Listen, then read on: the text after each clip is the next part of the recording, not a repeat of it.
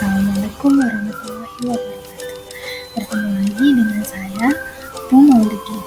Pada pertemuan yang kemarin, kita membahas tentang kehidupan masyarakat di Indonesia pada masa hidup Buddha.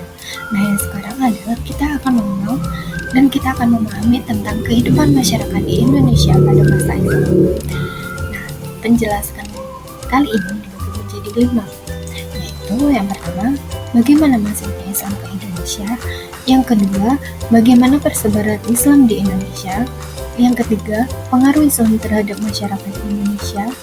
Dan yang keempat, kerajaan-kerajaan Islam di Indonesia.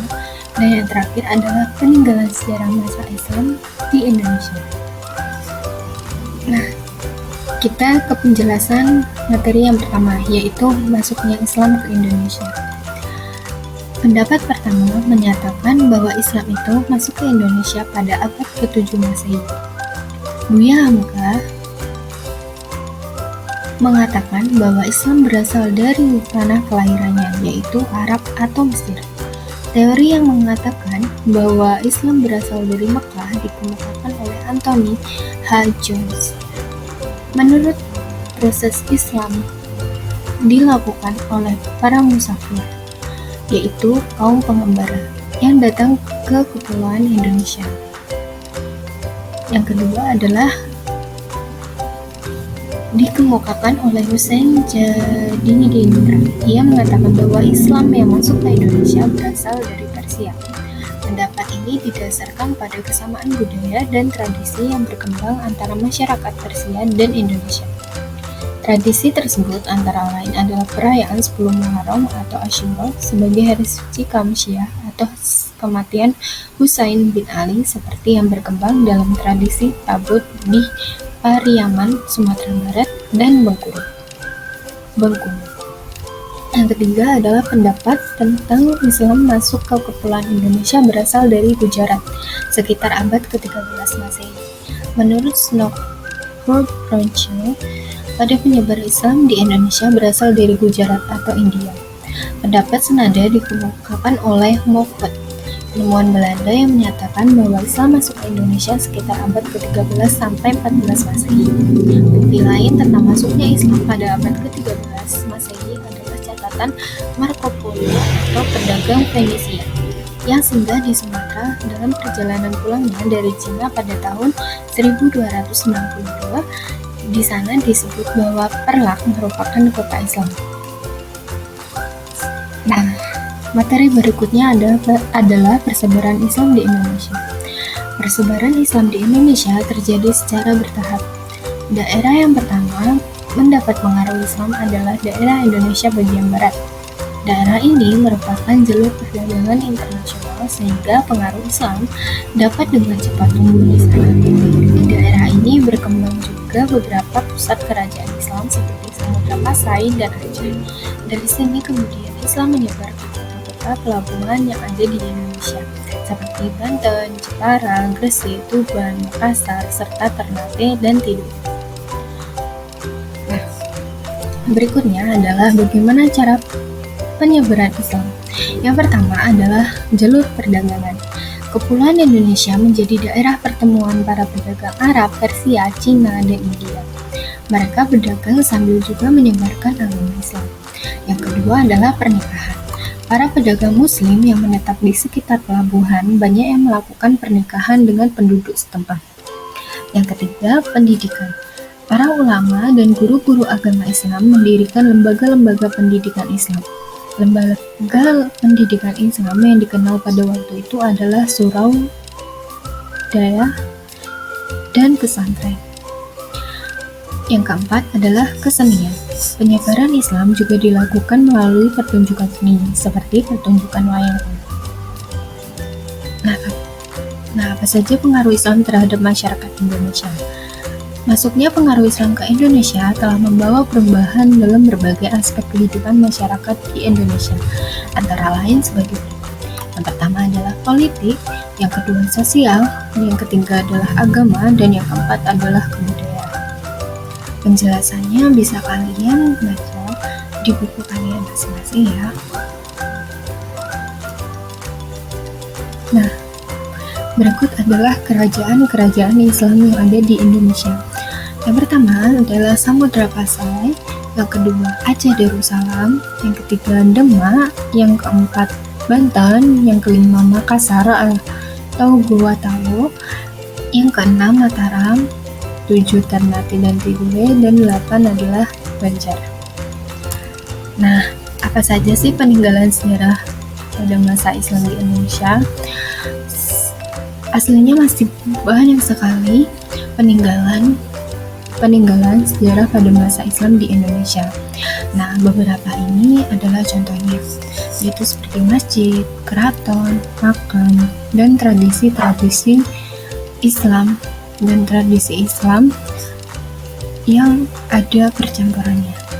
Nah, akan melanjutkan pembahasan yaitu tentang peninggalan sejarah masa Islam di Indonesia.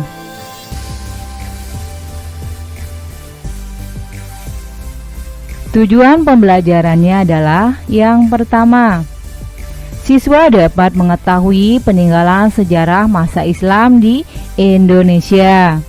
Dan yang kedua, siswa dapat menyebutkan beberapa peninggalan sejarah masa Islam di Indonesia.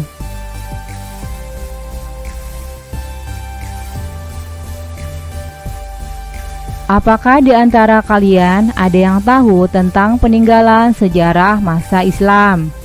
Perhatikan gambar di samping. Masjid ini merupakan salah satu peninggalan masa Islam bernama Masjid Baitur Rahman yang dibangun oleh Kesultanan Aceh Darussalam pada masa pemerintahan Sultan Iskandar Muda dan masih digunakan hingga saat ini. Mari kita telusuri peninggalan sejarah masa Islam di Indonesia yang lainnya.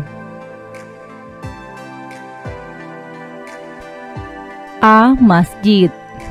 Masjid merupakan tempat ibadah orang-orang Islam. Masjid yang merupakan peninggalan masa Islam di Indonesia, contohnya adalah Masjid Demak, Masjid Ampel Surabaya, dan Masjid Banten.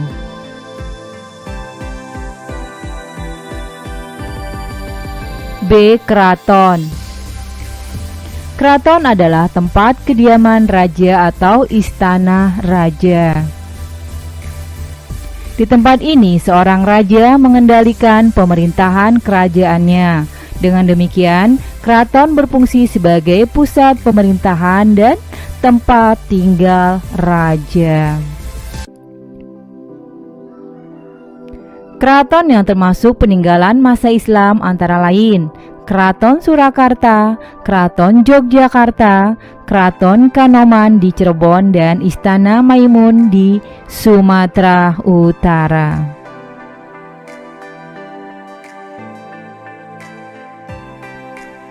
C. Makam.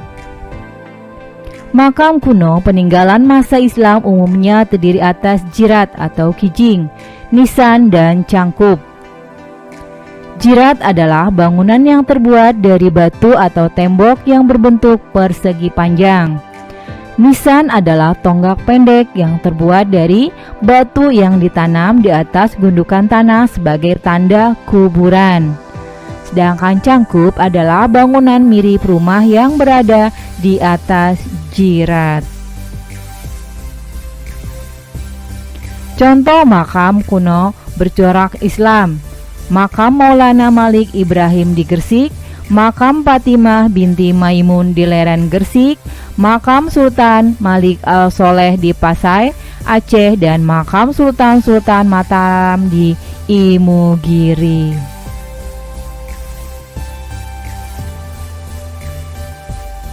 D. Kaligrafi.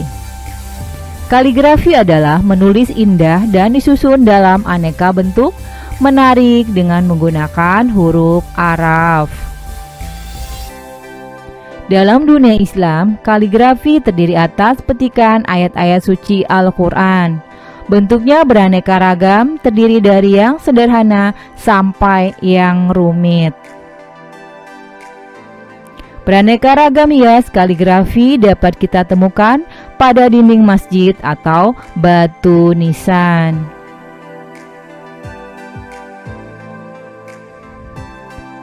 Selanjutnya karya sastra.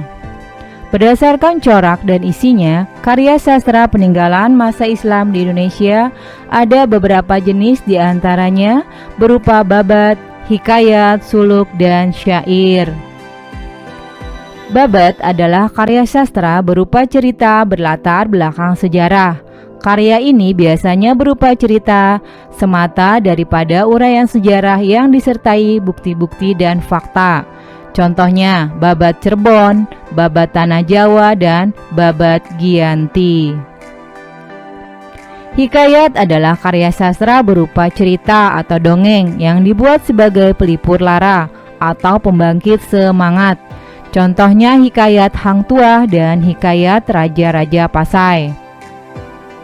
Suluk adalah kitab-kitab yang berisi masalah gaib, ramalan tentang hari baik atau buruk, dan makna atau simbol tertentu yang dihadapi manusia. Suluk-suluk tersebut merupakan bagian dari ajaran tasyawuf. Suluk merupakan karya sastra tertua peninggalan Kesultanan di Indonesia. Contoh suluk Wijil, suluk Malang, Sumirang, dan suluk Sukarsa. Syair adalah puisi lama yang setiap baitnya terdiri atas 4 baris yang berakhir dengan bunyi yang sama. Contohnya syair Perahu dan syair Si Burung Pingai karya Hamzah Pansuri.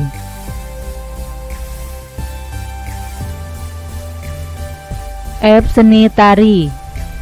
Salah satu tarian yang merupakan peninggalan dari masa Islam adalah tari sedati atau tari saman dari Aceh.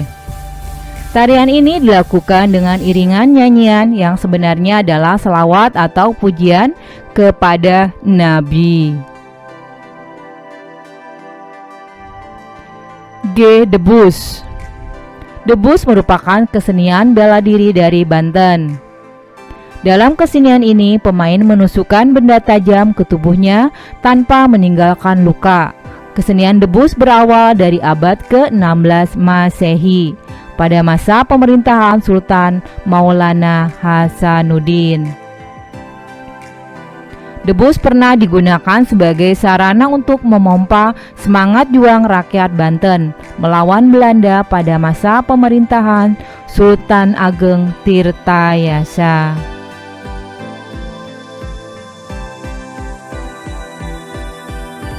Selanjutnya sekaten dan grebegan.